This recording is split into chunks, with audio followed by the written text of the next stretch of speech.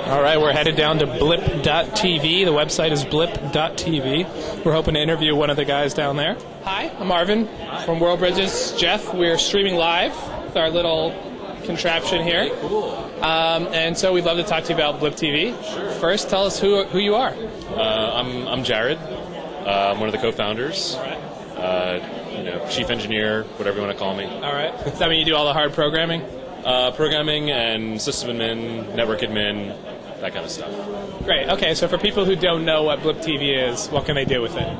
If you have a video podcast or an audio podcast, you can upload it to us. We do all the hosting. We also let you syndicate it to your blog or your website. We don't put any branding on it at all. It's all about like your show, your podcast, your brand. And we also have an ad network. So if you opt into the ad network, we'll put a post-roll ad on the end of your video, and we do a 50-50 revenue split with you, and that's basically it.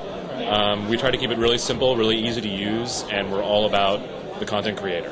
Okay. And so you can choose not to put ads or to put ads? How does that work? That's correct. It's opt-in only. Okay, and if you don't choose to put ads, do you pay then for the hosting? How does it work? It's a free service. We're going to be launching a premium account feature soon, but I mean everything that you're doing today on Blip for free, we'll never charge you for. So like we do Flash transcoding, if you upload in QuickTime or Windows Media, we make that format available immediately, and then we start to transcode it to Flash almost immediately after you upload. So is there a real chance for video podcasters to make money out there? What are you guys seeing? I think there is. We're starting to see it happen. Not just through our ad network, but also through sponsorships. So if we find that a show is getting a lot of views, or even if they come to us and say, we just came to Blip, and we really want to do something beyond the ad network, we try to sell sponsorships for them, a brand that would match up well to their show. So we do a lot of, we're mainly working with educators, so we have a lot of shows on education, teachers, student podcasts. Any educators doing some video work with you guys right now? There are quite a lot, actually. One of the most recent ones that I've run across are actually people doing sign language, which translates very well on video. People, university professors like recording their classes and putting those online. It pretty much runs the gamut. So we've been talking about accessibility, like podcasts are all audio. How do we kind of engage with people who can't speak? Do you think sign language is definitely one answer to that? Do you think, is anyone doing stuff with closed captioning or things like that?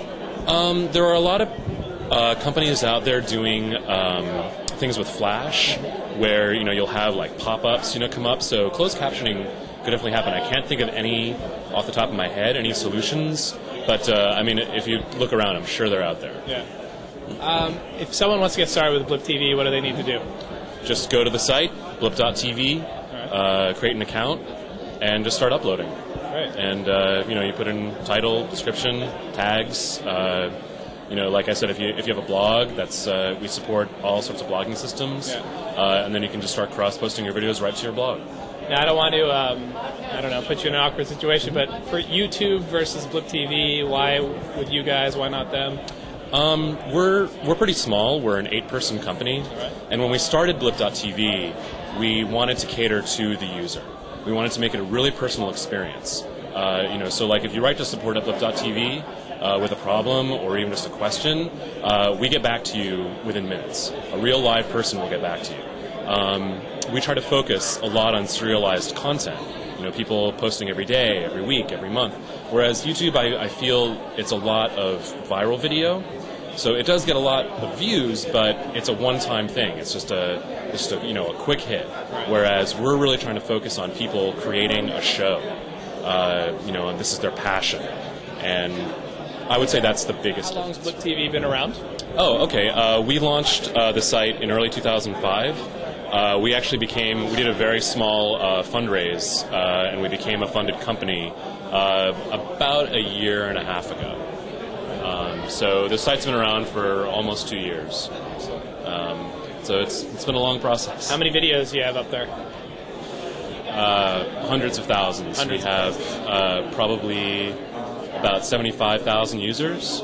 Like I said, the growth has been very organic, very gradual, but we're starting to ramp up now. So we're seeing a lot more people coming just through word of mouth. And there was a mention made of a focus on a youth audience. What age range are we talking? For a youth audience? Age range, I'm sorry, of people putting up content or people watching? Putting up the content. It pretty much runs the gamut. It's like one of our earliest users was actually a grandmother named Beverly, and she posts videos of herself, cooking or playing with her dogs, and then we have kids who are over 13, posting shows about video games, and like I think one of them actually does a cooking show, if I'm remembering correctly. William Hung, I think his name is. But yeah, it pretty much runs the gamut in terms of age range. And I guess that would apply to the audience as well as the producers? Yeah, we don't actually collect any demographic information at this time, but generally we peg our viewers in like the 18 to 34, average. Right. What about gender breakdowns? I really Not wouldn't sure. know, unfortunately. Right. All right. Any other questions there, Doug? Well, No, as that's it for me. Thanks. an elementary educator, are the videos monitored at all? So if there's something really bad put up, do you guys pull it down? We have two approaches to that. One is we have a link on every video called Report as Inappropriate, and those go directly to us. We respond to them immediately and we review the content. We also, even though we're 8 people, each of us spends a portion of our day moderating the site. So we have a moderation interface, and if something objectionable comes up, which it has on occasion, it gets what we like to call zapped off the site fairly quickly. So we think we have one of the cleanest video sites out there in terms of keeping not only copyrighted material, but also objectionable material off the site. Okay, that sounds great. That's the first thing administrators ask us. Understood. Before you get banned at all of the school districts. Right. All right, well, thanks a lot for your time. We'll be checking out Absolutely. Book TV soon. Cool, thanks. Thanks.